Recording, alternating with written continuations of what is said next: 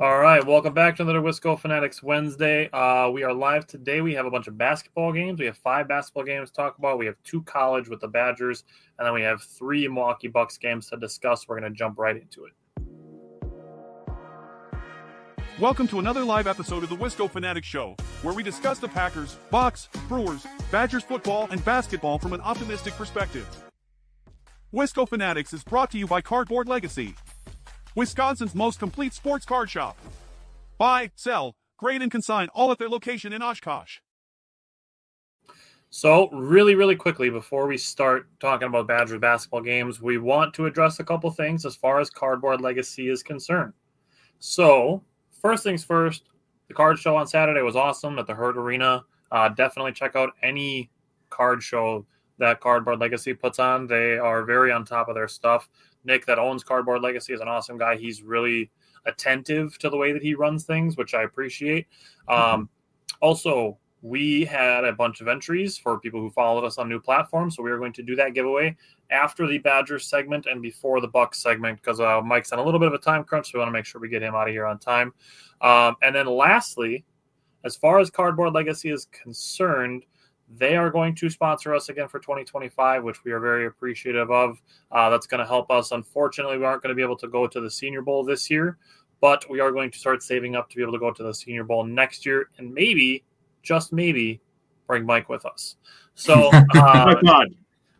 tentatively planning for the 2026 Senior Bowl, and Cardboard Legacy sponsorship is going to be a part of that, which we appreciate. So we're excited to have them on for another year, and we appreciate them helping us out and attending their events. So that said, starting with Badger basketball, we're going to start with the USC game from Saturday afternoon that was happening while we were at the Cardboard Legacy event.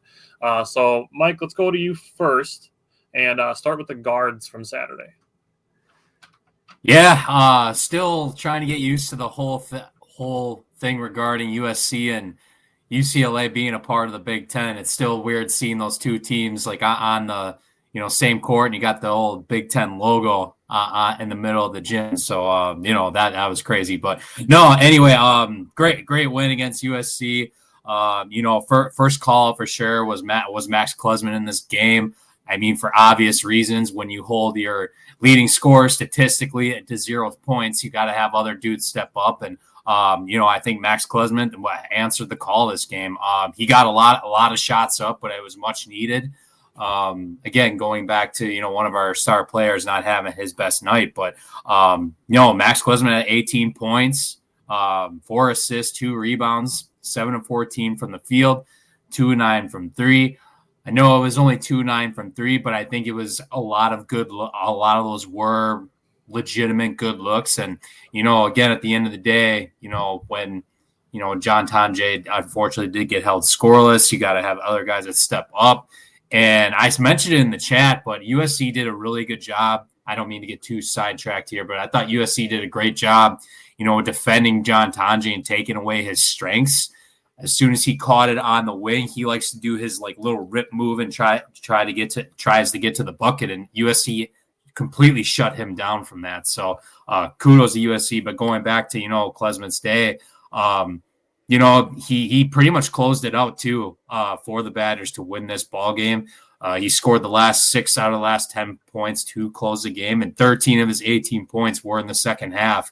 And when USC was going on that run, when we had a big halftime lead, they got it down to 55-52. Max Klesman was one of those guys that stepped up in the second half and, put the nail in the coffin, so to speak, to win this game. So definitely going in a positive direction. I've talked about his droughts already this year multiple times. And this is one of those good bounce back games that, not just Wisconsin needed, but for what he needed personally. And, I think that comes back with experience too with Klesman. He's got a lot of experience with this team, and even the team in general stepping in Tonje's absence from a scoring perspective. I think that speaks volumes to this team in terms of what they have the potential to do this year yet. There's obviously a lot of goals out there. So, props to Klez in this game. And then, Cam was another major call out. Again, another stat stuffing performance. 28 minutes, 10 points, 4 assists, 3 rebounds, 2 steals. That percentage from the 3-point line has not gone away. It's still right up there with, being one of the most efficient in the country at 55, 56%. His plus or minus ratio was plus 21 in this game too. So, I toot my horn about this all the time, but I think he's such an important piece to this team, and he's definitely going to be one of those determining factors on, how we decide and where we want to go with this team this year. So those are the two major call outs with the guards. My quick takeaways here. I thought the Badgers did a very, very good job containing USC's leading scorer, Desmond Claude. This dude was coming into the game averaging 20 plus, over 50% shooting, which is, very, very impressive. We held him scoreless in the first half. And then he had 9 points all game, held him to 5 turnovers too, which is outstanding from a defensive perspective. And I mean, in general, the Badgers, I think, did a really good job, holding USC to a season low, 27 points in the first half. And, with, Badgers getting a lot of accolades this year from the offensive side of the ball, this is a really, impressive performance, putting on a defensive clinic, so to speak, especially in that first half. So, those were definitely the major call-outs for me in this game. So, looking at the guards, you kind of mentioned John Tonje, and you and Jake both last week were calling for more Kamari McGee minutes. And in my mind, this game, those minutes came at the expense a little bit of John Tonje. So, John Tonje only ended up playing 22 minutes of this game. He only took the 3 shots, 2 of which came late in the shot clock. He also had a couple early turnovers, and then you just look at Kamari McGee, and he was locked in. So, I don't mind Greg Gard giving Kamari McGee a little bit more run. Something you guys were calling out last week with the Minnesota and Ohio State games. Looking at John Blackwell, he started 3 for 3, including 2 for 2 from the 3-point line, making really good decisions on attack in the basket, finishing well. He had 16 points in the first half, 12 points in the second half to finish 28 points, 10 of 16 from the field, 2 of 7 from the 3-point line. I still think that's where he has an opportunity to improve. And 6 for 7 from the free throw line, which is great. Ended with an exclamation mark dunk at the end of the game. So with his 28 points, 5 rebounds, and assists, 2 steals, did have 3 turnovers. That's kind of the mark I'd like him to stay under. So if he's at that or under that, I'm okay with it. Looking at the Badgers as a team, 3 turnovers in the first 3 possessions and then 4 straight scores. Kind of a roller coaster to be riding there. I did like seeing, I'll let Jake talk about Adrian Amos come in and be effective right away. Looking at what other things USC did to kind of neutralize the Badgers offense a little bit was they basically divided the floor kind of how the NFL has the hash marks. And that's how it seemed to me, was like the paint lines extended to half court, and they were hedging that super far out, not trying to not let the Badgers get to the middle of the floor. And that to me is what made it kind of hard for John Tonje, because it cut off about half of his dribble drive options. Now, when we get to UCLA, I'll talk a little bit more about what I mean with John Tonje and him driving. But for USC, sliding super far out in the middle of the floor and then pressuring the ball, it's not just something that like, oh, why don't the Badgers do that?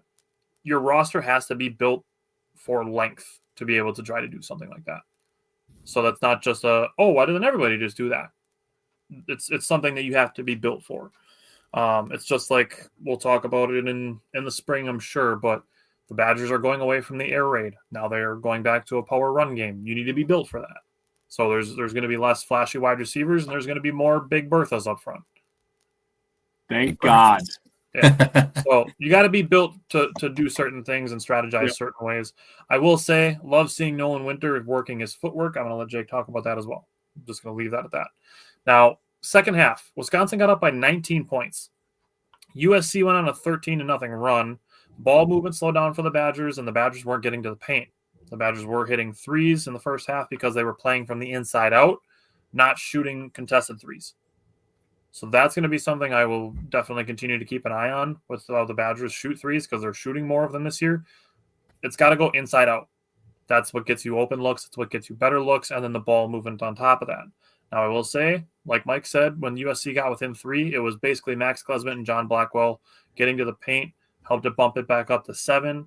And then after USC got close, the Badgers kind of cranked up their defense too and used it to feed their offense. And then Kamari McGee and John Blackwell were able to push the lead back up to 13. So overall, very pleased with the wings, especially John Blackwell.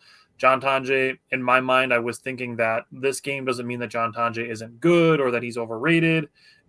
In my mind, it goes to show that the Badgers can win a game without their highest scorer scoring 20-plus points. In my mind, that shows me that the Badgers are deep and versatile and can win in multiple ways. And as we get closer to March, it's going to make the Badgers a really hard team to beat. I agree with that. All right. So, Jake, I'll let you talk about the bigs, and you can transition us from USC to UCLA. So first, Tyler, we were on Xbox last night as we were watching the UCLA game, and I kind of brought up a discussion on Blackwell where he needs to get a little bit better at handling the ball because he gets some sloppy turnovers sometimes in transition, and it made me want to go back and look at his recent games. So this is just a quick shout out for John Blackwell. Obviously, everybody knows by now that the Badgers won this game, and it pushed the win streak to 7. So during that 7-game win streak, Blackwell had 27 assists and 14 turnovers, so damn near 2-1. So he's been doing a really good job of that. So I just wanted to give him a good call out. Little pat on the back for John Blackwell. He's doing really good. He's growing in front of our eyes into a true point guard and a 3-level scorer, all in one, morphed into one body. So he's doing a tremendous job. So good job, John Blackwell. In terms of Nolan Winter, man, the sky is the limit. We could talk about John Blackwell, and he does some fun stuff. John Tonje does some fun stuff. But man, if you're a basketball purist, you love watching the Wisconsin Badgers offense because it's beautiful when it's run correctly, and then you also love watching a guy like Nolan Winter with a little bit of old school mixed with some new school into his game. As he gets stronger, obviously, the footwork is there. Tyler's talking about it. The footwork is there. He's doing the right things fundamentally. Now, the strength is going to be the thing that really shows it off, right? And he's getting stronger, and he's doing a tremendous job. 27 minutes, 6 of 7 from the field, 1 of 2 from 3. I love that he's starting to jack up more three-pointers. Love that they're starting to go in as well. He did a nice job there. Crowell, only 17 minutes. Didn't need him as much in this game, but he did play some good defense, in my opinion. He was in the right position most of the time from things that I saw. He ended with 9 points, 3 rebounds, and an assist, 3 of 4 from the field, 1 of 1 from 3. So, again, as Tyler brings up all the time, just presenting yourself as a threat is a big thing for Stephen Crowell. I do have his numbers during the 7-game win streak as well, which the last loss before the UCLA game was the Illinois game where he got called out publicly by Greg Gard. So I wanted to give you guys those numbers, so just hold on for that. So I really love that you brought up Amos. Him being effective right away, because something that I wrote in my notebook was I wrote yin and yang for Amos and Gilmore, because I feel like their impacts are different. Where when Amos is put into the game, he's kind of looked at as a guy who's instant offense, right? When Gilmore comes into the game, he's kind of the guy that's just like, all right, everybody, let's calm down. I'm in here to play some defense. We're going to lock in on this end of the floor. And they are yin yang in that way. They come in, they're both similar size, they're both similar athleticism. Amos obviously came in from Northern Illinois, a guy who is known to shoot threes and be a scorer, right? And Gilmore, his MO is he's just a hustle guy. Lunch pail, first guy into practice, last guy out. So they're literally yin and yang, and I love how Gard is using them. But yes, Amos came in the game, 4 points, 1 for 3, 1 for 2 from the three-point line. I wrote spark plug next to him as well, because he does a tremendous job when he comes in ready to shoot, ready to spread the floor when others aren't making big-time shots. Couple quick shout-outs I wanted to give here. The Badgers forced USC into 16 turnovers that turned into 22 points for us. I mean, so tremendous job there. We also held them to 28 points in the paint, and we scored 38. So you got 22 points off turnovers, and you're plus 10 on points in the paint. You held them to 6 of 15 on three-point shots, so they're not getting a lot of looks, and they weren't making a lot of them. 40% is not bad, but, you stretch that out to 12 for 30, you're not going to be feeling too good about yourself, right? So good job by the Badgers. That's been something that Tyler and I have talked about as well, as players not closing out on shooters fast enough. So for them to only get 15 looks at the three-point line is a big deal to me. The Badgers win streak up to 7. Now, I'm going to take us into a transition here because the Badgers are on a 7-game win streak after this. So Butler, Detroit Mercy, Iowa, Rutgers, Minnesota, Ohio State, and USC have all died by the hands of the Badgers. Stephen Crowell has scored 106 points, 42 rebounds, 12 assists. He shot 40 of 56 overall during the 7 games, 7 of 15 from downtown. He had 4 blocks and a steal. For averages, that's 15.1 points, 6 rebounds, 1.7 assists, 71% from the field, and 46% from behind the three-point line. This is a Stephen Crowell that needs to show up now and for the rest of the season. Great call out there, Jake. Yes, no, sir. I mean, that's 71%. That's shit. You can't really ask for much more if we're going to be honest. I mean, he's taking 56 shots in there, and you're telling me he's going to make 70% of them? Love that. Yeah. You want me just to keep going real quick? Yep, keep going. All right, here we go. I'm talking a lot today, so get used to my beautiful voice. All right, Badgers at UCLA. I have some things I definitely want to complain about, but I'm going to wait till the end here. Nolan Winter, 5 points, rebound, 0 assists. Crowell, 11 points, 5 rebounds, 3 assists. What I'm going to say about this, the Badgers had a nice defensive effort against USC. You like what I did there? Nice, right? Because they scored 69. There you go. He did not have a nice defensive effort against UCLA. The perimeter defense was bad. The paint defense was bad. The secondary defense, the help defense, was atrocious in my opinion.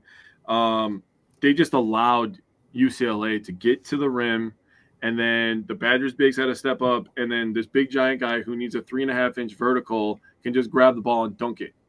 And that was really the story of the game on the defensive end of the floor. So a tough situation for Crowell and Winter to be put in, but they also have to be better. They have to. That's a learning experience for both of them, in my opinion. Amos, far too small to play against him, and Gilmore. He tried a couple times, and I saw the Badgers kind of switching and stuff, and he was trying, but like, let's be honest, when you're trying to defend a guy and your head goes up to his chest, you really have little to no shot. I mean, we saw it with Zach Edey last year. You could try as hard as you want. You could push, try to get momentum, but it is what it is. If he makes the shot, he makes the shot. If he misses the shot, you just say, all right, well, he's gigantic, so here we are. That's what I said. It's skinny Zach Edey out here. Yeah, you were saying that all night. Something I have to complain about. First half, Badgers 1 of 2 on free throws. UCLA 3 of 4. 6 free throws in the first half. Fine. I am fine. If this is the game that you want to play, this is the game you want to call, that's completely fine with me. Second half, Wisconsin 17 of 19. Tremendous percentage, by the way. 19 free throw attempts. UCLA 24. So you're telling me one half they shot 6 between both teams. In the second half, we shoot 43? You get a foul. You get a foul. You get a foul. You get a foul. Everything was a foul. So bad to watch. What the fuck was that? What was that? I cannot stress this enough. If you're going to call no fouls in the first half, that's fine. I will watch that game. If you're going to call fouls, that's fine. I'm going to bitch about it because I don't like basketball like that, but that's fine. You can't do both in one game. Yeah. What the yes. There's no adjusting to that. I don't know what I watched. I was like, is this a new game? Is this 2 different teams? It seemed, I think Mike has a number on it. Like there was a foul almost every single possession. There was a point in the second half. The Badgers got called for a foul on 8 straight possessions by UCLA. Wow. 8. That was so. Again, tale of two halves, Jake. I was gonna bring it up, obviously, when it came around to me, but like, how do you make that? That was such an inconsistency from as soon as the second half started. Like, what the hell kind of game is this? This is completely different from what we were dealing with in the first half. Like, what exactly, changed? Sure. I don't. But yeah, 8 straight possessions with a foul called on us. That was it was an absolute joke in my view. And for me, I'm sorry, but for me, when I was watching that, you see the fouls starting to pile up, right? And the perimeter defense was, it was what it was. I'm not going to dwell on it too much. But at that point, when the perimeter defense is already not in your A game, and now you're getting called for every single ticky-tack foul, it's hard to be physical with a kid that weighs 190 pounds and he's 7'10". What are you supposed to do with that? Because if you get physical with him, it's just going to be another foul.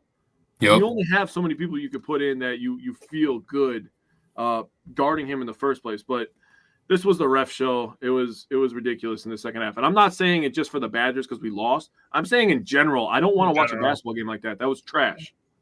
Nobody wants to watch 43 free throws in a half. Yeah. No, that's garbage. Justin said Badgers won him $40 against USC, so he's a Badgers fan this month. Well, just be a Badgers fan all the time.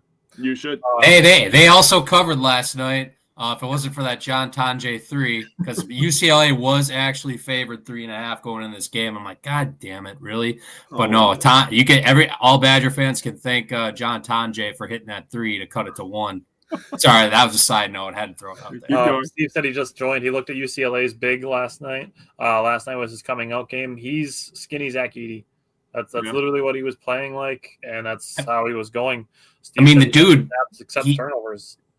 The dude averaged what, like 4 points, or is it 4 minutes a game? Like I forget. 3, and then he had like 18 last night. Yeah.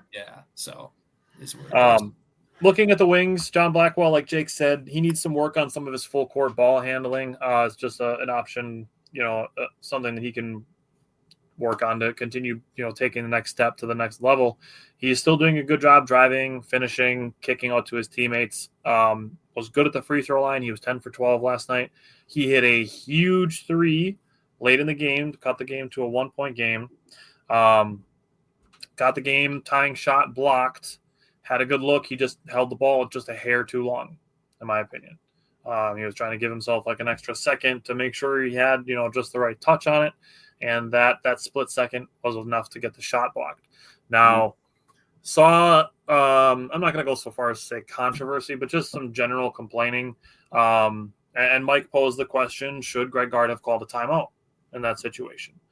I am a proponent of letting the guys play it out. You look at the possession before that where Blackwell hit the big 3. He did a really good job. There was no timeout called on that play. Just ran a set. John Blackwell got a good shot.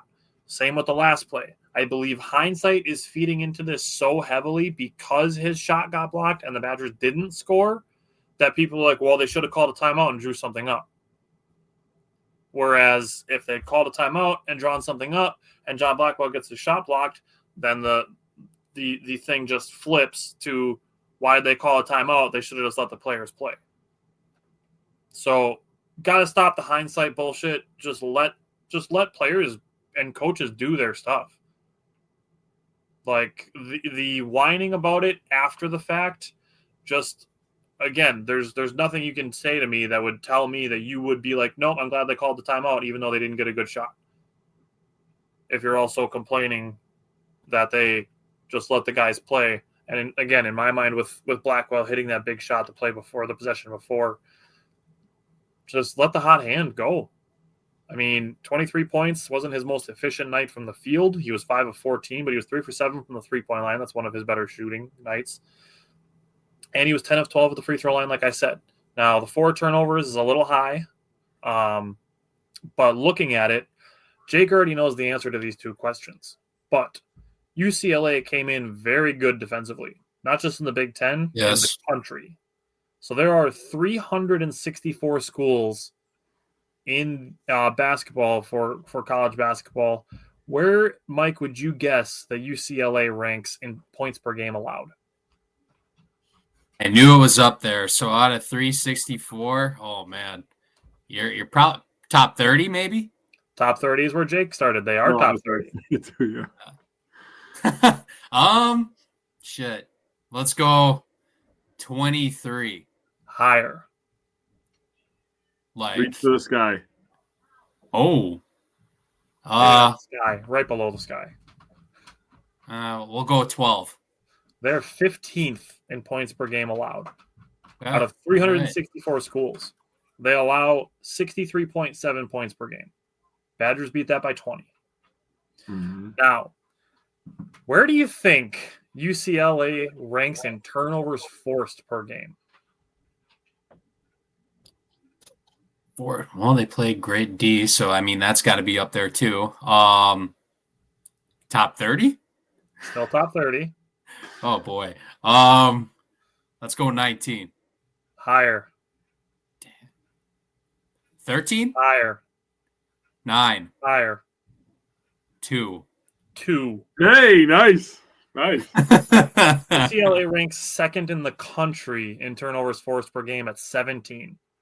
So UCLA, they are a good defensive team. So in my mind, I'm not looking at this as like, oh my God, the Badgers lost. Now we need to go back to firing Greg Gard and all these players suck. Like, just got to take your losses when you have them.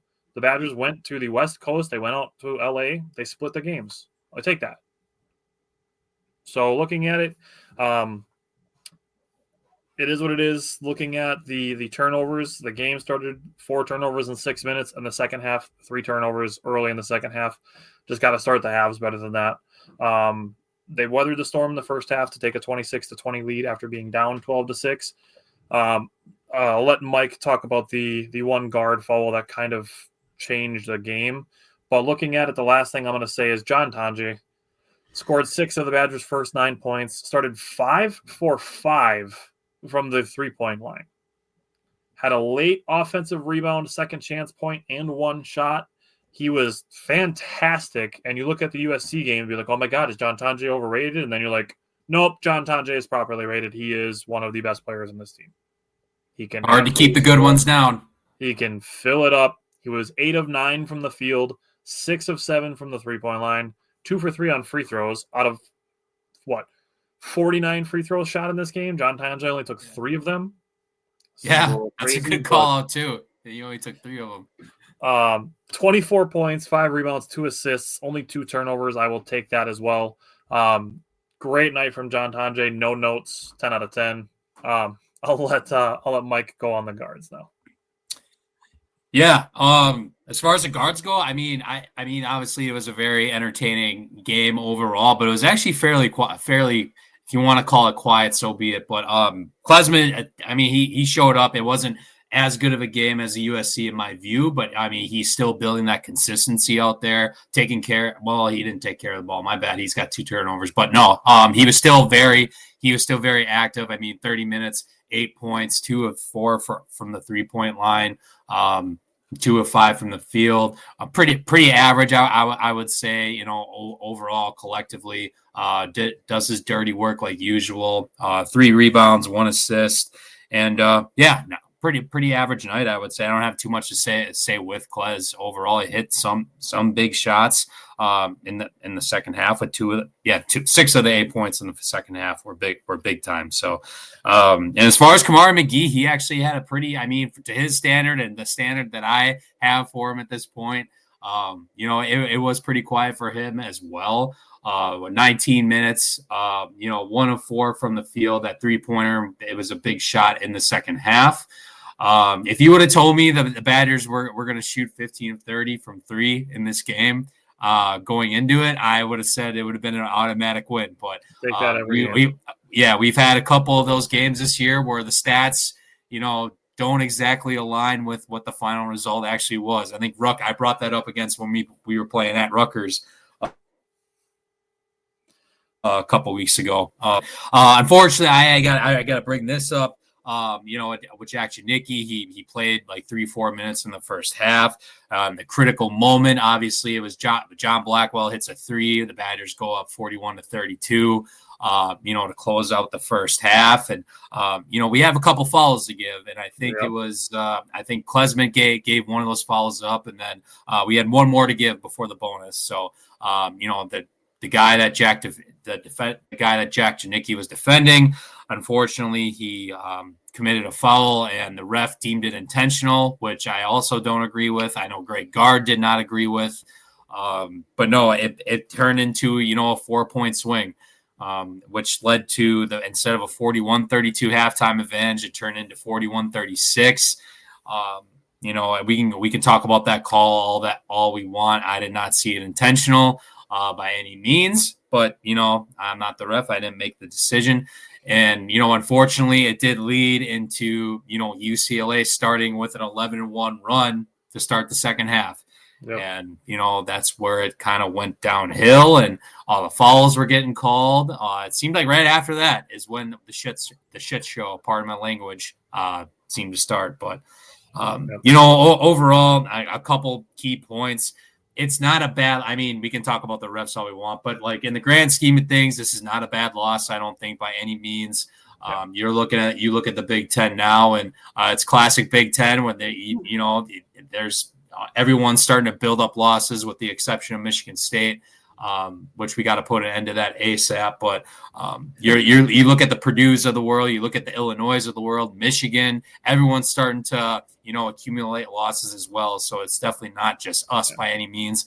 UCLA, in my view, is definitely a tournament team. Yep. Once they get their act together, Tyler, great points, bringing up with the whole turnovers and the defensive stats.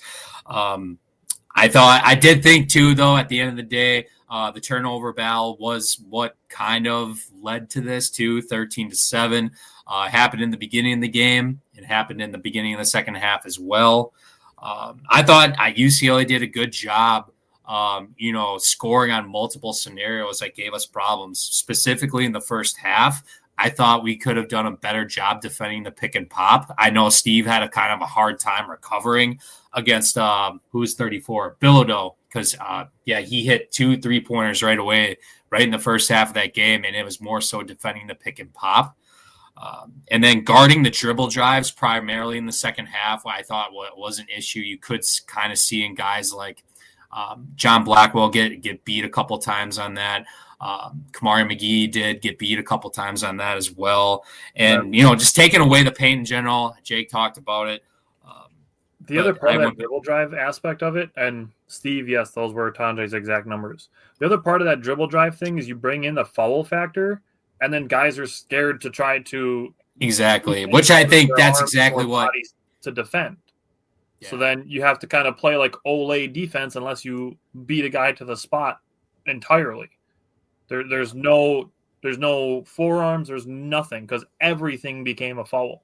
That's what I was saying before. Yeah. So like Jake said, what do? You get to a point where you have to just kind of let them go by and let the next level of your defense step up and try to stop it. Yeah. So that kind of the game call kind of scripted the game that way. And then I was going to call 2 more quick things. I know this is kind of somewhat short term, but it's something I'm going to keep my eye on. The last 3 games, I'm specifically going to call out UCLA, USC, and Ohio State. Where the Badgers have had really good starts in the first half for the most part, but as soon as the second half starts, the lead just evaporates quickly. So it's just something that I'm going to watch, at least going forward. Once we do that, how do we start our second half? Is it going to be like this every single time? And credit to, these 3 teams. They, it's D1 college basketball. Everyone's going to make their runs, but I just think. But happening 3 straight games in a row, that's something that I'm definitely going to monitor, I would say, going forward.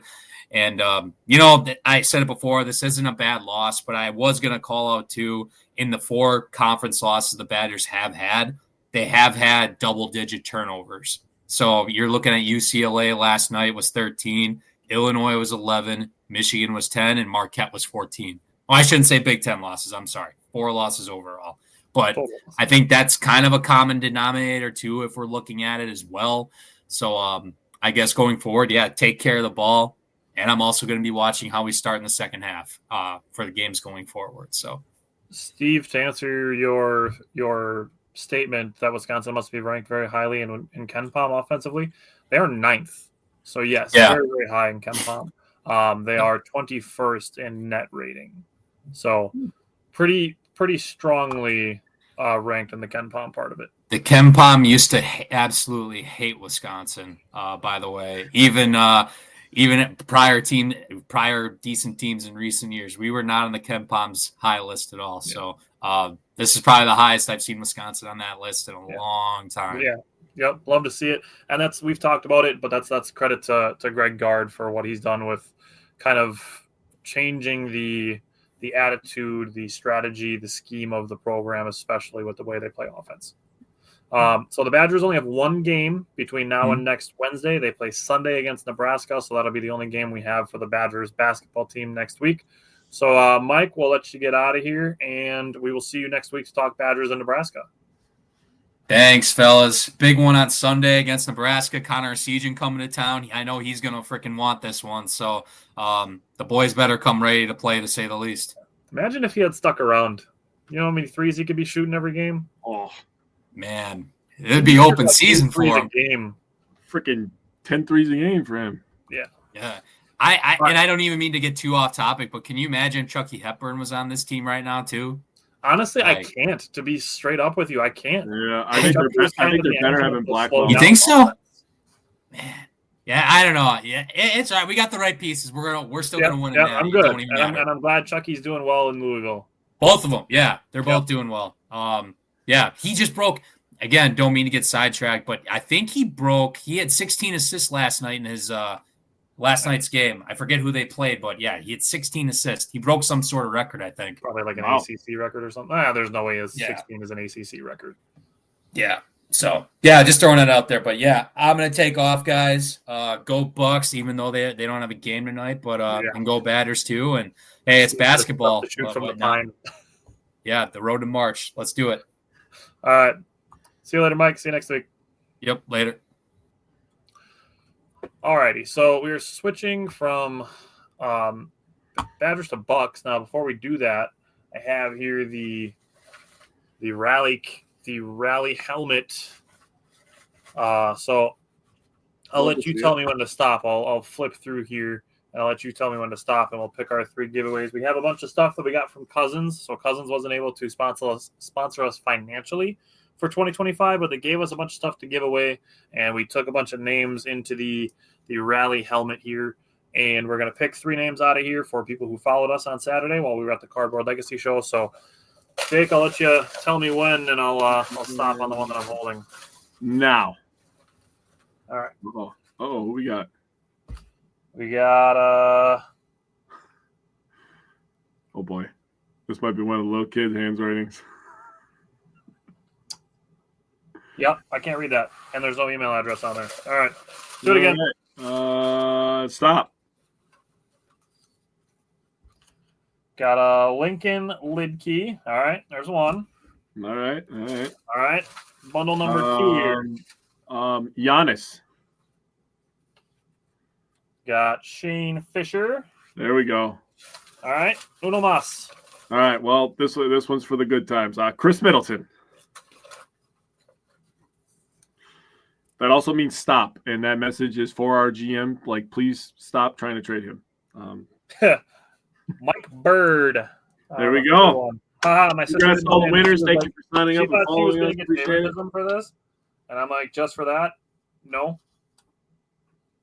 But she did not win. So, Lincoln Lidkey, Shane Fisher, and Mike Bird. Those are the 3 giveaways that we got there. So, thank you to Cousins for giving us a bunch of stuff to give away, like headbands and can koozies and free sub coupons and bags and snapbacks. So we're going to send all that stuff out later this week. So thank you for everybody who followed us on new social media platforms. We appreciate it. And again, thanks you to Cardboard Legacy. They're sponsoring us again for 2025, which we appreciate. So that's that. Thank you again to everybody who came and visited us, talked with us. Now, let's switch to Bucks basketball, and we're going to start with Bucks versus Magic. So let's go to Bucks Magic and give me your thoughts from that game. All right. So when we start this, I got to take you back to the game prior to this real quick. On Tuesday, Bucks played a back-to-back last week. They played Tuesday, and then they played Wednesday. So I wrote down stats for first quarters because the Bucks were on a hot streak of first quarters, right? First quarter versus the Kings, the Bucks were up 47-26. That's a plus 21 point differential. They shot 66.7%, 7 of 13 from 3, and had 12 assists. So they were absolutely firing on all cylinders in the first quarter. Now, fast forward to the next day, they played the Orlando Magic, who got some stuff to talk about. If you're an Orlando Magic fan and you end up finding this podcast, you will want to plug your ears when I give these stats. Versus the Magic, first quarter, the Bucks were up 34-16. which included a 19-0 run, by the way, when Damian Lillard scored 9 points of that 19, including a 30-footer. That means they were plus 18. They shot 60% from the field, 3 of 5 from beyond the arc, and they had 6 assists as a team. So first quarter is just the sweet spot for Milwaukee over the last week of games. Giannis had 26, 11 and 4, 11 of 15 from the field. He didn't have to shoot in the fourth quarter because we were whooping that ass so bad. Didn't even have to use him.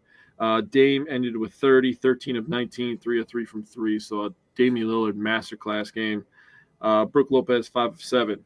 So stats I want to give it on the Orlando Magic. The Bucks are 3-0 versus the Magic this year. They have one more matchup. They are 30-9 versus the Orlando Magic since 2014-2015 season. Nice. That includes a 14-game win streak from November 1st, 2019 to March 7th, 2023. So they absolutely own the Orlando Magic. The Bucks see Orlando on the schedule. They're like, we're winning today. Yep. That's how that's going to work. The Bucks, a day after scoring their season high in points, had their season high in field goal percentage in a game, 62%. So great job there. The rebounding area, we had 49 rebounds to their 32 rebounds. We whooped their ass. How they scored, so efficiency, right? On the drive, the Bucks were getting into the paint all day. They scored 38 points in the paint. Damian Lillard had 15 of them. He shot 63.6%. Including off the drive, they were able to create looks for others in the paint. The Bucks scored 17 points off of paint touches. They scored 35 points off of pull-ups. And this is where I was talking with Chris Middleton and Dame when Chris starts to get good. Dame had 15 points on pull-ups off of 75% shooting, and Chris Middleton had 8 off 80% shooting. So they were both dominating in that area. We only had to score 14 points off catch and shoots. So we were just getting to the rim and beating them old school. So love that. We can go to Steve's comment here. Yeah, Steve asked if Gary Wolfel is the one reporting the Bucks are trying to move Chris Middleton. I hope he's the one because he's always wrong. I've seen it from a couple places that the Bucks are willing to potentially get into a deal that would send Beal to Milwaukee, Middleton to Miami, and Jimmy Butler to Phoenix. This essentially comes from the previous John Horst interest in Bradley Beal before the Bucks traded Drew Holiday for Damian Lillard. Yep. That was about 2 years ago when Middleton was injured in the playoffs, and they were considering doing Middleton for Beal at that time. Now, the 2 years since then, Bradley Beal obviously got shipped to Phoenix, and Chris Middleton has been healthy for the last 2 playoff series. Obviously, they've been first-round exits, but that's what happens when you play without Giannis. So you look at it, and you look at the last 2 playoff series, which were Indiana, which Chris averaged like 24, 9, and 6. And then the previous season, he was averaging like 22, 6, and 6 against Miami when Giannis landed flat on his back. Those are the last 2 Bucks playoff series. Can I jump in real quick? Yep. On the Beal stuff? So you said this was a couple years ago when the interest really started, right? Uh-huh. Now, something that we have brought up on the show is the reason you make a move for a guy like Damian Lillard is because you're trying to make Giannis stop shooting threes, which he has almost completely stopped this year, which is a good thing, right? You bring in a guy like Dame, you give the rest of those three-point shots that Giannis isn't taking to Damian Lillard because he's very good at them. Now, as previously constructed, we had Drew Holiday as our point guard. Drew Holiday, okay three-point shooter, not really known as a deadly three-point shooter. That would be why you would bring in a guy with Beal who had that reputation as a deadly three-point shooter before, which it made sense back then, right? But now that we have Damian Lillard, who is at best an average defender, sometimes an above-average defender, he does give a lot more effort this year than he did last year.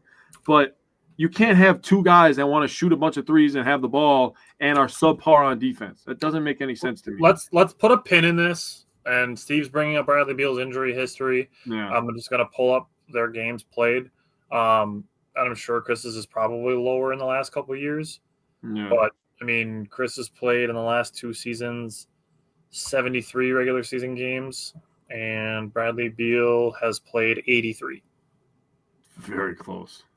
So you're talking a 10-game difference between the two. So health is really not going to be a point in Bradley Beal's favor. I will give you a spoiler alert. Bradley Beal is going to be a part of a game that we're going to play later as far as trade candidates are concerned. So I'm going to play a little game with Jake. I'm going to have Jake guess based on some of the numbers of some of the players who are in trade talks, and we'll discuss if any of them are ones that we would consider. Now, for me, looking Bucks Magic, Bucks only took 6 threes in the first half, 6 threes in the second half. They made 3 in the first half, made 4 in the second half, so they finished 12 of 41. Sorry, not 12 of 41. That's how many the Magic took. They finished 7 of 12, 58.3%. That sounds much better. That is a crazy three-point number, not one that I would expect to be the norm. Now, the Magic were 12 of 41. That's 26.1%, meaning the Bucks more than doubled Orlando's three-point efficiency. Another one of those things that would make you kind of plug your ears if you're a Magic fan. Now, looking at it, 21 turnovers is kind of yikes. Only 19 points off those turnovers, which isn't bad considering the amount of turnovers. Now, the last time we talked about the Magic, they are a good defensive team. They do force a lot of turnovers. So I'm not going to freak out and be like, oh, my God, the Bucks are terrible. They turn the ball over too much. Nothing like that. Jake brought up the first quarter. 23-2 run at one point. The Bucks in the first quarter. Playing good defense. Damian Lillard being aggressive at all 3 levels. Now, Jake already brought up his points in the paint. Really playing inside out for Damian Lillard. 18 points in the first half and only 1 3-point shot. He finished 13 of 19 from the field. That's 68.4%. And he finished 3 for 3 from the 3-point line. Scored 30 points with only 1 free throw. For a guy like Dame who can take 10 to 12 a game. Now, we talked about this. I believe it was last week. It might have been the week before that I said 2 things weren't being talked about enough was Giannis's passing and Damian Lillard's defense. Mm-hmm. Looking at Orlando versus Damian Lillard, they were 4 for 9 from the field. That's 44%. Not great. Damian Lillard also had 4 steals in this game and forced 5 turnovers. That led the Bucks. Orlando had 13 total turnovers. 5 of them were forced by Damian Lillard. Wow. So, very interesting note there. Steve said, I like how Giannis seems to be playing to his strengths more this year. Fewer threes attempted. He's got that mid-range figured out. So, he's like, if I want to shoot, I'm going to take 2 steps in. Yep. 15 and in. He's dominating. I think that's a very, very large part of it. Agreed. So, other than that, Giannis versus Wendell Carter Jr. The last game, I talked about how Giannis was going against Jonathan Isaac and Goga Batadze. This game played against Wendell Carter Jr. for the Lions' share of the game. He was 5 for 9 from the field, had 11 points and 4 assists when guarded by Wendell Carter Jr., likely due to other defenders having to help so far down onto Giannis. We saw some ridiculous plays where Giannis is essentially being triple teamed over the last week of games. Yeah. Giannis is being triple teamed, and he's still giving nearly a triple-double every single night. That's so filthy, dude. So going into this, Orlando allowing the second fewest points per game in the NBA at 103.7. The 2 games that the Bucks played recently against the Magic, 109 and 122. So the Bucks offense is starting to show that it is controlling the output more than they're allowing the opposing defense to put the pressure on them. MVP caliber is absolutely 1,000% in the realm of possibility. I think last week we were talking about he could possibly do MVP and Defensive Player of the Year again. He should definitely be the leader for DPOY, in my opinion, and he should be higher on the MVP list. Yeah. Looking at, lastly, Chris Middleton. He played 21 minutes, led the team with 6 assists, also had 14 points on 5 of 8 shooting, had 2 rebounds, 2 steals, no turnovers. I sent Jake a screenshot of a Bleacher Report article reporting that the Bucks point differential with Chris Middleton is equal to about a 58-win team. Their point differential without Chris Middleton is approximately a 41-win team.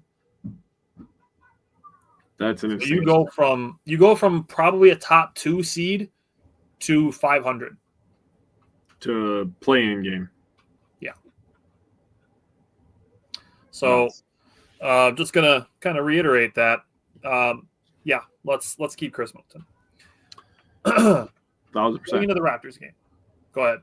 All right. So again, Bucks get off to a very hot start in the first quarter, 37-22 at the buzzer, so plus 15. They shot 11 of 22 from the field. That's 50%. 3 of 10 from the three-point line, 12 of 14 from the free throw line. So they were attacking early, forcing the issue, forcing fouls on Toronto, and they had 6 assists as a team. So very nicely done. Giannis, 35, 13 and 3, 12 of 20 from the field, and he has his 12th straight double-double. That is the second longest active streak in the NBA. So good job there. So the Bucks 3-0 against Toronto as well as against the Magic. Going into this game, Toronto had won back-to-back home games versus Golden State and versus Boston. With the Bucks being 3-0 versus them, they swept the season series. That's something Boston can't say this year, baby. Let me jump in right there. Go ahead. Because in those back-to-back wins, the Raptors allowed 101 and 97 points. The Bucks dropped 130 on them. Yeah. The Bucks' last 3 games versus the Kings, the Magic, and the Raptors were 130, 122, and 130. Just really underscoring again, like I said, the Bucks' offense's output is dictating the games more than they're being controlled by their opponent's defense. Yeah, and they're not losing much on defense either. They're still giving effort over there, doing all the correct things on defense. In terms of plus minus, I wrote this down because I thought this was pretty wild. Almost everybody in the starting lineup was almost double-digit plus minus. Giannis plus 14, Dame plus 11, Brook plus 10, Taurean Prince plus 8, and Ryan Rollins was plus 12. The bench was very efficient in this game. They had 44 points, 17 rebounds, and 7 assists, 15 of 29 from the field, and 7 of 16 from beyond the arc. So great job by the bench. They forced Toronto into 31 fouls.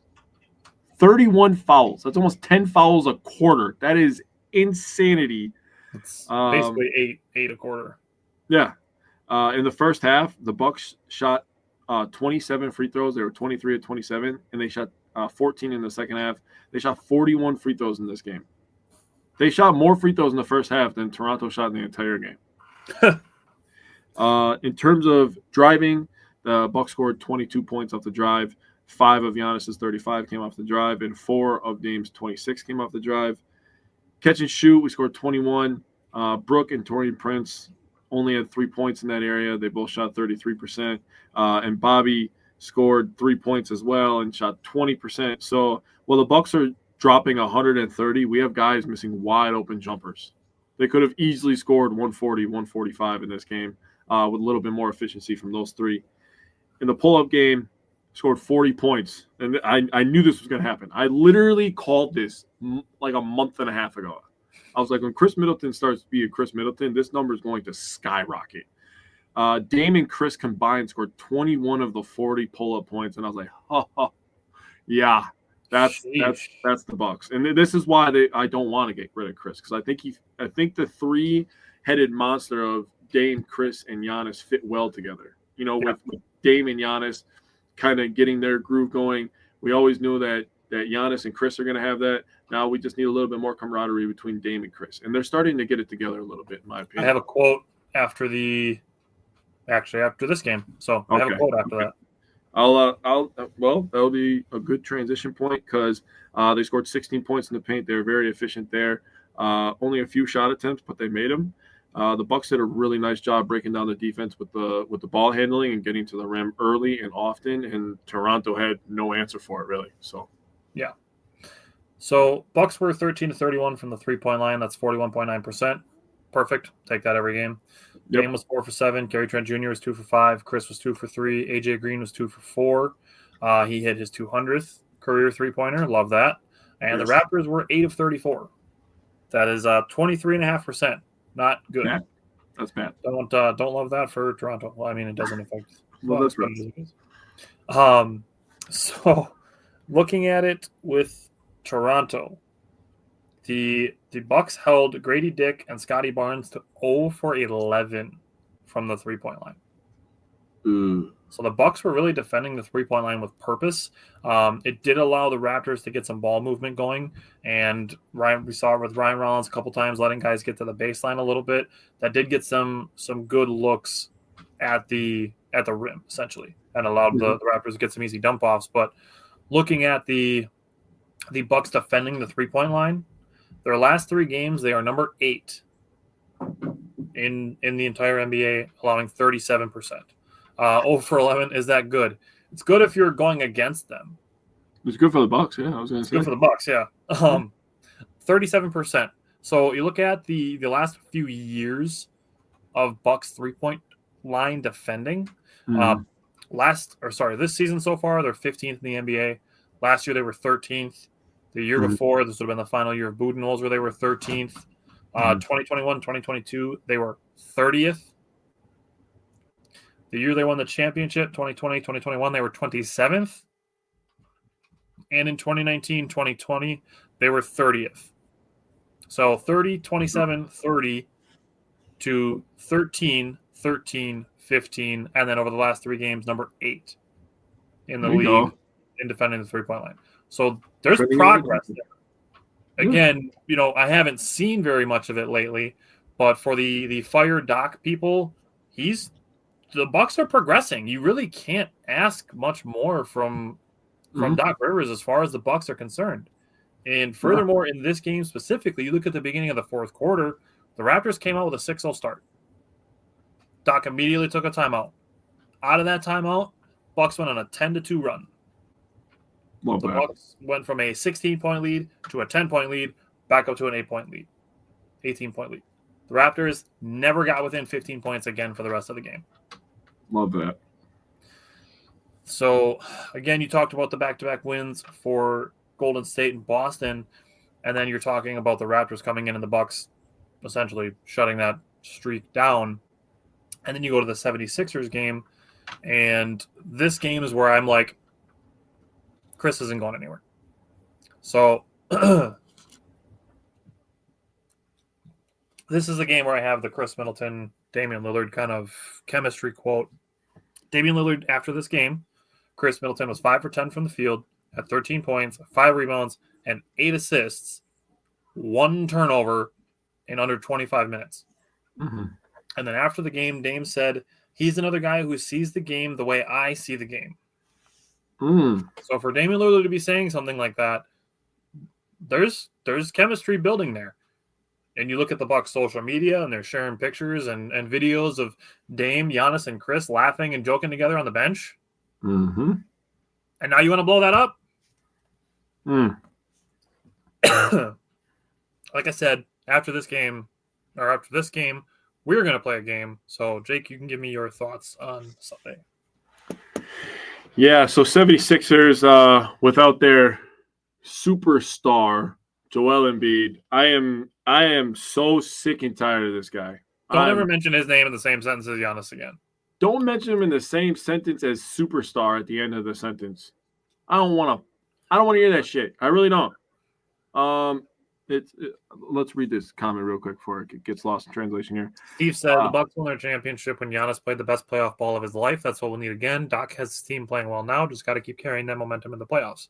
Yeah. I mean, we had conversations early in the season when the Celtics looked like world beaters and the Cavaliers were undefeated. And you get to the point of now when we're in January. In December and January, is that when you want to be playing your best basketball? No.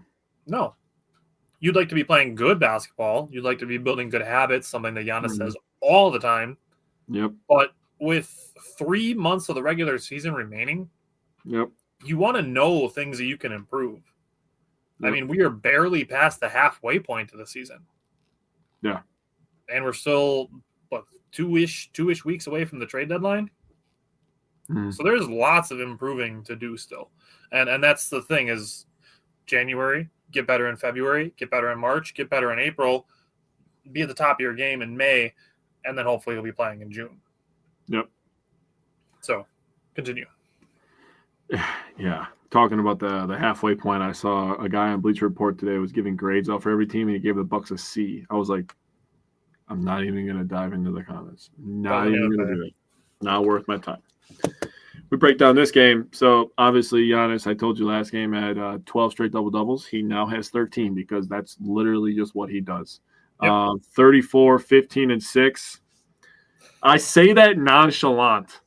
And when I take a look back, when I'm able to tell myself to take a look back and think about that, that is ridiculous.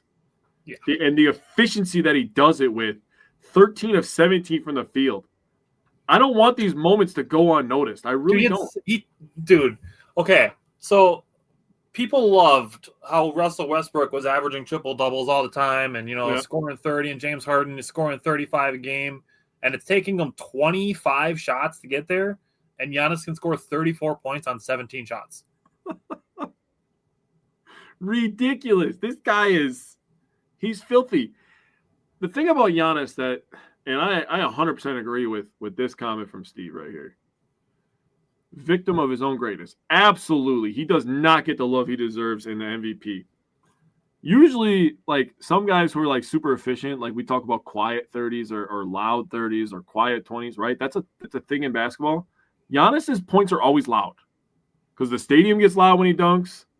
The stadium gets loud or quiet when he dunks, or he does a fancy assist, or he grabs a disgusting rebound, or he does a spin move and finishes an and one, and he's screaming in your face.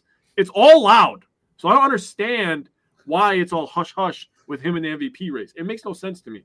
Giannis needs because he's shooting more mid-range, and those are quieter points. That's fair. That is a good point. That is a very good point. I hate that you made that good point in the middle of the That's his game evolving, which he's not getting enough credit for. Yeah, that's very true. He deserves more love for that. Look at me. I said two smart things in a row. Ha! Good night, everybody. Good night, everybody. Love that. So talking about efficiency here, I'm going to flip the switch here. On the drive, the Bucks only scored 13 points. They didn't have to score that many points in other places. So on the drive, they scored more in other places. On the catch and shoots, we scored 36. Dame and Taurean Prince both had 9 apiece, so that's half of the points right there, 18 points, and both shot 50% on catch and shoot. So very good job. We got a really good Taurean Prince game, which it's been a little bit since he really was a big time factor, but he was a big time factor in this one. Can I jump in? I gave him his own section in my notes. Yeah, go ahead. So, I gave him my own section too. Oh, all right. I'll let you finish. Then I'll say what I have. No. I said what I wanted to say. It's been a while since we had a good Taurean Prince game. He was 3 for 5 from the 3-point line, hitting his threes, and he was doing a really good job of – he does a really good job. He's kind of sneaky with it. Taurean Prince gets down into the paint when the ball's in the air while the opponents are shooting, and he puts a hip into the thigh of opposing big men. Mm-hmm. And if I was an opposing center, Taurean Prince would piss me off because he does it often. Yeah. Where he goes and knocks a guy off the platform as the ball's in the air, and they have no platform to jump off of. It's not quite a box out, but it's just like I said, like a hip to the thigh that makes a guy jump like this instead of like this. Yeah. And it's something that I noticed multiple times in this game, and I wanted to give him credit for. Yeah. So it's something that there's no stat sheet that it'll show up on. There's no highlight reel that's going to show up on. But Taurean Prince, I see you, and that is absolutely a part of rebounding. And when you bring up the Bucks beating the Magic, 49-32 in rebounding, that stuff matters. 100%. So that's Taurean Prince doing things that you don't see on the stat sheet. And then you just look at the 76ers in general. They were 3 for 8 from the field when guarded by Taurean Prince. Yeah, he was doing really great things, and there's more to basketball than just stats. So 100%. I wanted to give him credit for that. Yeah, I love that. Talking about that, the Bucks won the rebounding battle in this one by 10. They had 48, and 76ers only had 38, and we held them to only 5 offensive rebounds. I will say that if he would do a little hip check to Joel Embiid, he might end up outside the stadium with how hard he's going to flop. Just wanted to point that out. Getting back to the pull-up game, we had 14 points on pull-ups. Dame, Chris, and Giannis are the only ones that shot pull-up shots in this game. They were not very efficient. Dame shot 22%. Chris was 40%, which isn't bad, and Giannis was 40%, which is also not bad. But they got to be a little bit more efficient. They didn't really need it in this game, but I would like that going forward to be one of our more efficient areas since we like to shoot so many of them. Now, the paint touches, the Bucks, everybody was doing a tremendous job. Again, breaking down the defense with the dribble drive, breaking down the defense with moving the ball and passing the ball. It wasn't sticking to anybody's hands. And they scored 32 points in the paint. 15 of them to Giannis. Our best offense was definitely just breaking them down and getting in there and getting dirty. And they didn't really have any resistance down in the paint. I mean, there really is nobody that stops Giannis. When he has a full head of steam, you really just foul him. Yeah. That's your option. Yep. And I saw a stat today that if Giannis would make 80% of his free throws, he would average over 37 points per game. Yeah.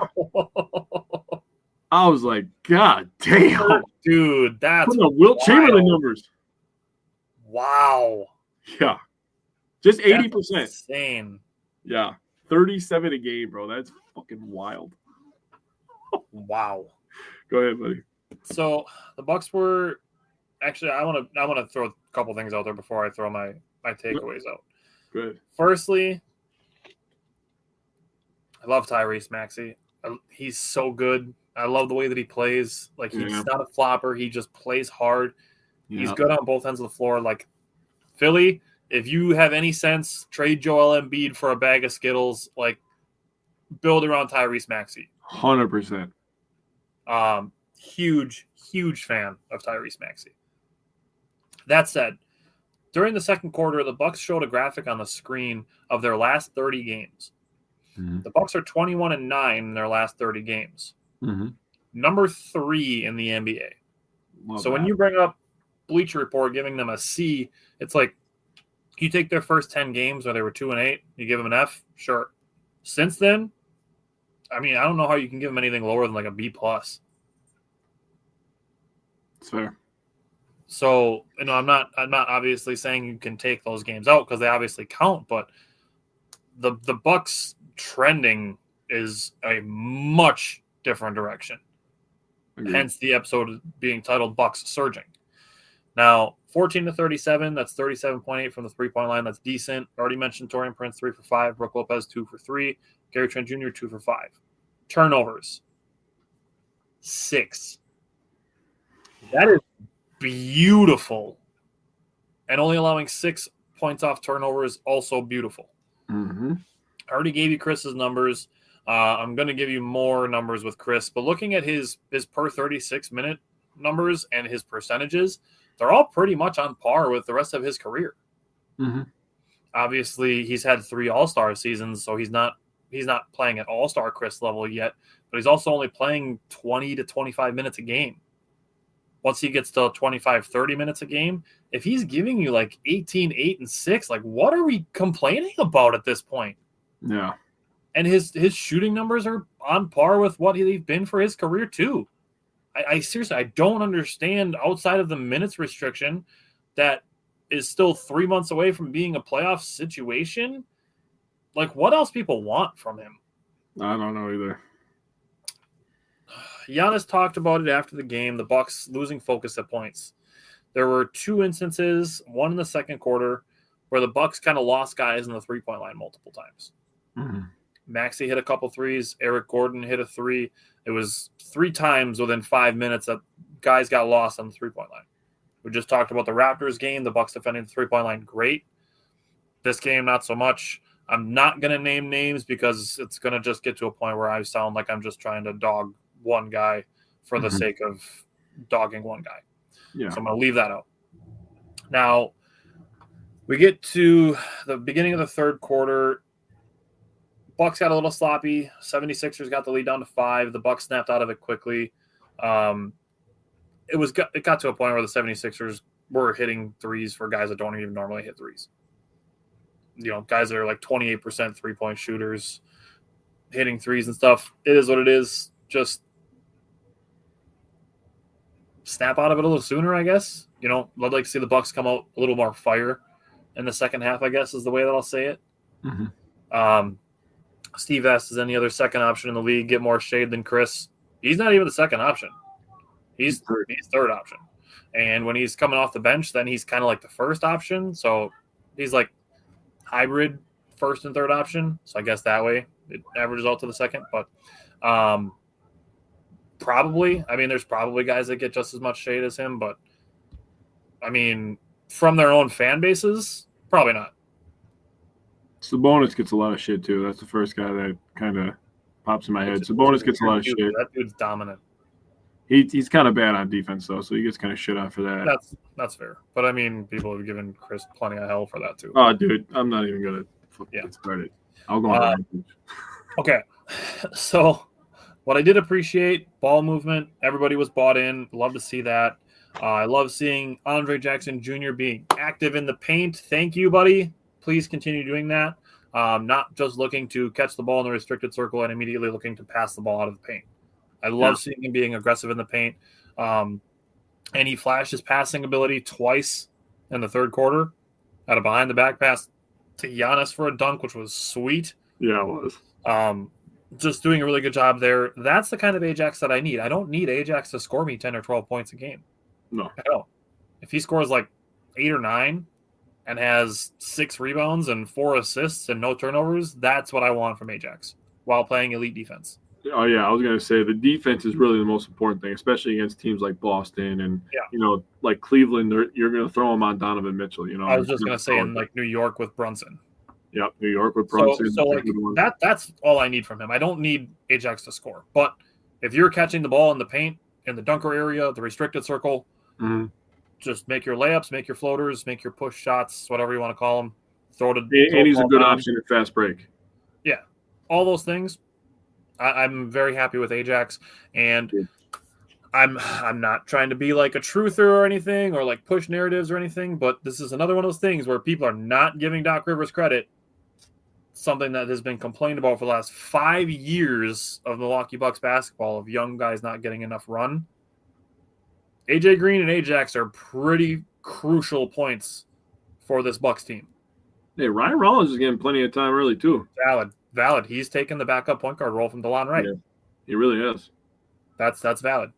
So another narrative kind of busted there. Now, last couple things.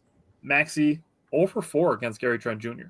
So just another guy that you've wanted on the Bucks for a long time. That's here now and doing great things. Like I brought up last week, he's hunting down loose balls. I love to see that. 50-50 balls. Love to see him going after those. Now, the Bucks schedule gets a little weird. So tonight they were supposed to play in New Orleans. That is not happening. That game is postponed.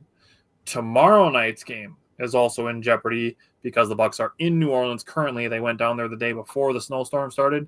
So they were down there, which I get that the NBA doesn't want to lose, game revenue for a game, but I don't understand why you couldn't just play this game in front of no fans.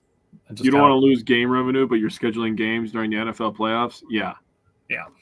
Okay. I mean more like locally in the stadium. I know what they're trying to say, but like, come on. Yeah. It is what it is. We got to a point where the Bucks were playing Sunday, no game on Monday or Tuesday, and then they were going to play Wednesday and Thursday. Yeah, I mean, what are we with doing? Travel in between? Yeah. Which they still might be. The plan is for the Bucks to hopefully get out early tomorrow morning to still be playing against Miami tomorrow. Miami is already on their way to Milwaukee because Jimmy Butler did not make that flight and is now suspended. So if the Bucks play tomorrow night, Miami will not be playing with Jimmy Butler. Other than that, the Bucks play Saturday at the Clippers. Then they play Monday at Utah, and they play Tuesday at Portland. Jimmy Butler is going full Le'Veon Bell right now, bro. Dude, yeah. Full Le'Veon Bell. Like being active and being a problem at the same time. Like, dude, you're literally going to ruin your career. I mean, somebody's still going to trade for him, and he's going to be a free agent in the offseason. Unless he exercises his player option. But who the hell is signing him? I don't foresee that happening. The only team that would sign him as a free agent is Golden State, and that's because they're trying to hold on to the good old days. They are fried. They're done. They're done. Steph Curry's almost 40. Golden State's done, dude. Houston would take him. That's fair. They probably would. Fred VanVleet would play well with Jimmy Butler, actually. And Dylan Brooks. He's also a head case. Whatever. Hopefully that's not happening. So other than that, we're gonna have 3 or 4 Bucks games to talk about next week. A few? A couple? We're gonna have some. We're gonna have some Bucks games next week. We're gonna talk about Giannis next week. That's for sure. All right. So before we're done, we're gonna play a game, and this is gonna be called Name That Trade Candidate. Now, what I've done is I've made a list of numbers. So we're just looking at a ton of numbers here, Jake. Okay. And these numbers from left to right are their field goal percentage, their three-point percentage, and their free throw percentage. And then I have the per 36 minutes stats, points, rebounds, assists, steals, turnovers, and then the money they are making this year and for the future. Okay. So you see 33.3 and 30.6. Those are the next 2 seasons. Yep. You see a 50 to 53 to 57 PO, that's player option. Okay. Then you see a 36 UFA, that's unrestricted free agent. Yep. So there are 7 players here. What I want you to try to do is guess who these players are. If you can get them by like saying number 3 is player A, if you can tell me that, I will give you more credit. But if you get to a point where you don't know exactly who's who, I will allow you to just guess names, and I will tell you which one they are. Well, I know for a fact that the first blue line, the 19, 3, and 3, that's Beal. I could tell by the money. 3 and 3, that is Bradley Beal. Number 2 is Bradley Beal. I could tell by the money. That's $50 million this year, 53.7 next year, with a 57.1 player option for 26-27. And I want to remind people that Giannis and Dame are also getting paid $50+ million. I believe Giannis, no, it's Dame. Dame in that third year where Beal will be getting paid 57. Dame's going to be getting paid $62 million. And then we would have to sign Giannis again to another Supermax. Yep. So he's going to be getting $70 million at some point. Yep. Which is absolutely astronomical. I'm going to assume that second blue line is Jimmy Butler. The 24.2, Yep. 6.1. That is not Jimmy Butler. It's not Jimmy. But I will tell you, Jimmy Butler is on this list. Is he the third blue line? I'm looking at the 3-point percentage. He's not a good 3-point shooter. He is the third line. So Okay. Player number 6 right here is Jimmy Butler. That 20.1, 6.2, 5.5 assists, 48.8 million this year, 52.3 player option for next year. That is Jimmy Butler. 48 million, and he cries like my 12-year-old. My goodness. God, So I can't even. Player 2 is Bradley Beal. Player 6 is Jimmy Butler. Yeah. What conference is player 1 in? Player 1 is in the Western Conference. Western Conference. Okay. McCollum? That is CJ McCollum. Number 1 is CJ McCollum at 23 points, 4 rebounds, 4 assists. Yeah. Taylor, welcome in. Taylor, you joined us in time to play a game. So yes, CJ McCollum is relatively affordable. 33.3 this year, 30.6 next year. That's not terrible. No. Steve said Dame is due for 54 next year, 58 in 26-27. That's okay. Then maybe it was. I'm totally fine paying Damian Lillard that. I'm not fine paying Bradley Beal that. Yeah. Okay. So we got McCollum. Player Beal. 1 is McCollum. Player 2 is Beal. And player 6 is Jimmy Butler. So you have 3 out of the 7 so far. Okay. What conference is player 3 in? Player 3 is in the Eastern Conference. Taylor said he likes games. Welcome to the game. If you can guess any of these before Jake, I will give you a crisp high five the next time I see you. 25, 3, and 5. 3 turnovers. 29 mil. God. So this player's in the Eastern Conference. I will give you a spoiler alert. This player is currently an all-star. All-star. He will be an all-star this year. He's currently in all-star voting. Oh, shit. I'd just be clicking on the Bucks. I don't even be looking who's leading. Damn. He's a good free throw shooter. He's actually 40, 40, and 85. And only 29 million. I actually kind of like this. Damn. Does he play for the Hawks? Nope. Damn, I was really centering it on the Hawks for some reason. A little Is more he on north. the Magic? Nope, north of the Hawks. North of the Hawks. He's on the is this LaMelo Ball? This is not LaMelo Ball. Oh wow. He's probably averaging more assists, that's right. I just thought because of the money he probably didn't get paid as much. God, give me another clue. Let's see. He was traded this previous offseason. Oh, Jesus Christ. There's so many people traded. He was traded from the East Coast or from the West Coast to the East Coast this previous offseason. It's not Cam Thomas. How did you know I was going to go there? Because of the points? I'll tell you, he's south of Cam Thomas. He's south of Cam Thomas and north of the Hawks. Oh, so he's on the Sixers. Okay. Nope. That would be west. South. Just straight south. Just straight south? Oh, shit. Oh, he's on it. He's got to be on the Knicks. No. No? He's not in New York.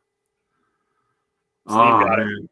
Don't look at the comments. Steve got it. Steve, next time I see you. I went full screen, so I didn't see the comments. I put my phone down. I didn't want any distractions. I'm really trying this. Good job, Steve. You can take to it. Just tell me what Steve said. Show me. Let me see if I can see it. Oh, wow. Poole's averaging that? Jordan Poole, per 36 minutes, is averaging 25.1 points, 3.5 rebounds, and almost 5 assists. Now, holy shit. 29.6 this year, 31.8 next year, 34.0 the following year. I would entertain the idea of Chris Middleton for Jordan Poole. My God, I don't hate that. I feel kind of weird saying that out loud. I don't hate that. The only thing really to consider at that point is if the trading the youth for the chemistry is worth it. Yep. You would have to rein in how erratic he is at times. Right. Which is obviously you only see the low lights of this guy. So that kind of kills it a little bit. But man, wow, he's got some good shooting splits, to be honest with you. I would consider it. Okay. So player 1 is CJ McCollum, player 2 is Bradley Beal, player 3 is Jordan Poole, and player 6 is Jimmy Butler. So you have 4, 5, and 7 left. All right, let's work on 7 here. He's getting paid 43, 46, 49. He's averaging 25, 5, and 5, basically a steal, 3 turnovers, 50, 40, 80. That's pretty fucking good. Steve, that's a good point. Winning cures a lot of things, but yeah, chemistry takes a hit. Yeah, that's fair. So, damn it. So is this guy in the West? Nope, this guy's in the East. Damn. This is really, if we're looking at this list, this is really the only guy that I would be like, yes, I would trade Chris Middleton for him. Oh, wow, that's crazy. Well, so actually, hold on. I previously objected to trading Chris Middleton for, but I got to back up a second here. You said this guy's going to be an all-star. You think Jordan Poole's going to be an all-star? He's currently voted as an all-star. Is he really? Wow. I don't think he's an all-star, but he's currently being voted as an all-star. Good for him, first of all. All right. So 51, 45, 81 that you would say yes to this guy. I previously would have said no, but he's put some injury history behind him. So I've changed my tune a little bit. It's Zach LaVine. It's Zach LaVine. Dude, I said Zach LaVine, and then you were finishing your statement on he has some injury history. I was like, bro, I got it. It's Zach LaVine. Nicely done. Yeah, player 7 is Zach LaVine. He's a guy that's on the trade block. The Nuggets are currently the team that I've heard the most for Zach LaVine. But if the Bucks could do like Chris and Pat and a first-round pick for Zach LaVine, yeah, then they could honestly just buy out Pat Connaughton because they wouldn't need him. They could buy out Pat Connaughton, allow him to sign with wherever. And the Bulls are one of the teams that I've seen are reportedly, actually, and the Wizards as well, are teams that I've read that are potentially like on board with taking on Pat's money. Okay. Because he's an expiring contract. So I need 4 and 5. So 4 is 4 and 19, 6 and 7. That's pretty good. 31 and 34 mil. He's got a player option. 48, 37, 83. 19, 6 and 7. Who's the guy that fills up the stat sheets like that? What do you think of that? Like the assists are high, which is kind of crazy, but I mean, to get 19 points, 6 rebounds, and almost 8 assists per 36 minutes on a guy who's making less than $32 million and 34 next year. Yeah. Like those are pretty good numbers. And he only has 2.6 turnovers, which is really nice for the assisted turnover thread. Yeah. 48% from the field's not great. I don't love that. I don't hate that. 37% from the 3-point line kind of cures it a little bit. So this is obviously a guy that isn't afraid to chuck it. I mean, you look at 48% from the field. That's higher than CJ McCollum. That's just below Bradley Beal by 0.5%. It's higher than Jordan Poole. It's higher than player 4. Jordan Poole's playing with a bunch of people from the YMCA, though, to his credit. Where, friggin' Bradley Beal's playing with a bunch of all-stars, and he just doesn't know how to get along or share the ball. God, Eastern Conference? Yep. 19, 6, and 7. Jesus. This is a guy on the Pistons. Nope. He used to play for the Pistons a long time ago. A long time ago. That's a really, really specific time frame. A really long time ago. Really long time ago. Dude, you know what happened a really long time ago? Today was Kobe's 81, by the way. So just wanted to give that a shout out real quick. God, 24, 19, 6, and 7. I was looking at the other one. 19, 6, and 7. God. On the Heat? Nope. I was going to say Tyler Hero. I'm not going to lie to you.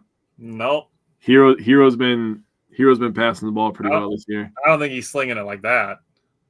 He had a couple of high assist games and lower scoring games because he had to because they didn't have Jimmy Butler. I also thought because he was the 48% and the 37%. He didn't play for the Pistons a long time ago, though. That's true. Pistons a long time ago. Jesus, who the hell played for the Pistons a long time ago? They've had everybody, I feel like. God. A big man? Nope. He's a guard. If you want to consider him a guard, he'd be tall for the position, but he's more like a small forward. Jesus Christ, that doesn't narrow it down. He's got really good chemistry with one of his teammates. This one's stumping me, man. My mind is going everywhere. Nets? Bogdanovich? No. He's not slinging it like that. What am I talking about? Who the hell is this dude? Player number 5 is Chris Middleton. What? Oh, my God. He did play for the Pistons. Yeah. Long time ago, Chris Middleton played for the Pistons. Got great chemistry with one of his teammates. Chris Middleton's per 36-minute numbers are 19.3 points, 6 rebounds, 7.7 assists, and he's making less than $32 million a year. Damn. That puts things into perspective. That's what this game was supposed to do. So, would you like to guess the player in the middle? This is one of the guys that I would maybe consider trading Chris Middleton for, but this player is an unrestricted free agent next season. His team kind of made a trade in the offseason that maybe they shouldn't have, and it's made their team kind of weird. And now they have a couple other stars that are maybe being shipped out. One that's been shopped in the offseason because they couldn't come to an extension agreement, and that's what results in him being an unrestricted free agent. So that 24, 6, and 5.6 assists guy, you want to take a stab at who that is? Oh, you just gave me so much to digest there. Made their team kind of weird. I instantly went Timberwolves. Same conference, much farther south. Okay. For some reason, when you said much farther south, my mind went to Spurs, but they didn't make a trade in the offseason. You gotta go a little east, but still in the Western Conference, to a place that has snow that shouldn't. Dallas? Not Dallas. Still farther east. Shit. This is New Orleans? It is New Orleans. This is shit. I always forget his name. Played for the Lakers. He did. What the hell is his name? He is hurt right now, and he's ugly and has a terrible beard and mustache. He's very tall. Yeah, 6'8". Fuck is his name, dude? I'm blanking. Damn it. Brandon Ingram. Brandon Ingram. Damn it! I knew it was going to come to me. So, in the order on this list, player number 1 is CJ McCollum. Player number 2 is Bradley Beal. Yep. Player number 3 is Jordan Poole. Player number 4 is Brandon Ingram. Player number 5 is Chris Middleton. Player number 6 is Jimmy Butler. And player number 7 is Zach LaVine. Taylor Jordan Clarkson is an interesting one. He's currently on the Western Conference. The Bucks kicked the tires on him multiple times over the years. Just never got him to Milwaukee. But, it is Brandon Ingram. So, McCollum, Beal, Poole, Ingram, Middleton, Jimmy Butler, and Zach LaVine. You look at these 7 players. I mean, is there any of them that you would, scream out to you that say, I want that guy, or that I would trade Chris for that guy? I really, after seeing the numbers on Jordan Poole, that's very interesting. But, man, Zach LaVine would look real good in Hunter Green. If we are having a conversation where it's Bradley Beal or Jordan Poole? Jordan Poole. Bradley Beal or Zach LaVine? I think Zach LaVine's my number 1 guy on this list. If we were to trade Chris, like if we 100% had to trade him, I would go for LaVine. You're talking about a guy in his prime, a guy who's hungry, who's been an all-star.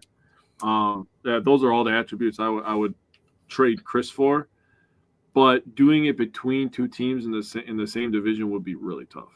Yeah. So you're looking at this and you're saying Zach LaVine's your number 1 guy. Let's say you're between Chris and Poole for second. I mean, you're looking at then Jimmy Butler, Brandon Ingram, Bradley Beal, Jimmy Butler, any of those guys that really you want on the Bucks? Like, I'd consider Brandon Ingram, but he's an unrestricted free agent. There's the possibility that he walks. I honestly would avoid Jimmy Butler and Bradley Beal at all costs. Beal didn't cause any problems in Washington. He re-signed a supermax there. He tried to make it work. It didn't work. It's fine. But now him going to Phoenix, he's kind of etching out kind of drama queen type of, mantra for himself, which is really sad because he was a fun player to watch in his prime. He still is pretty young yet, so he's still in his prime. But my thing with Jimmy Butler's getting old. But I want no part of Bradley Beal's contract. Yeah, how old is Butler? Butler is old as Jimmy Butler's like 35. He's older than Chris Middleton. Yeah, so I'm not doing that, honestly. And he's forced his way out of Minnesota. He's forced his way out of Philly.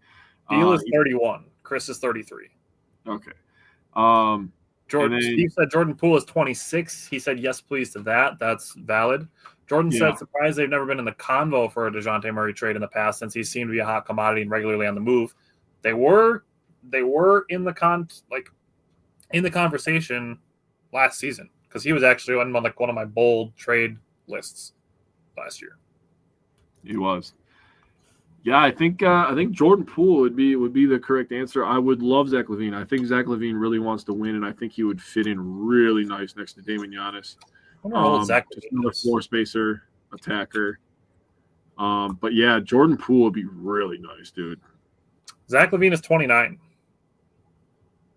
So he's only I think we're at the point where it's like Jordan Poole or Zach LaVine, I would consider. And McCollum, no thanks. Beal, hell no. Jimmy Butler, not a chance. And Brandon Ingram, maybe, but he's unrestricted free agent. Nah, I'm not doing Ingram just because, like you said, you don't have the guaranteed years after that. So why am I going to get rid of Chris Middleton for a guy I have to rent? No. Yeah. So that's where we're at. Thanks for playing the game. Jake, you did fairly well at the game. Steve beat you to Jordan Poole, but thanks for playing the game. I'm going to post this and I'll let others play the game. And other than that, we will have, like I said, 3-ish Bucks games to recap next week. And we'll keep an eye on trade stuff. I will say this, if there is a scenario where the Bucks do end up trading for Bradley Beal, it's going to be tough, but as Wisco Fanatics, we will do our absolute best to find a way to make the best of it should that happen. Again, it's not something that we want to happen, but let's just keep an eye on the news, and hopefully it isn't the case. But let's see if maybe the Bucks will get in on some Jordan Poole or Zach LaVine conversations. Yeah.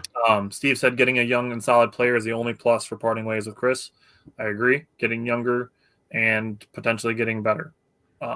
So other than that, thanks everybody for tuning in. Thanks for the comments. We will see you guys next week.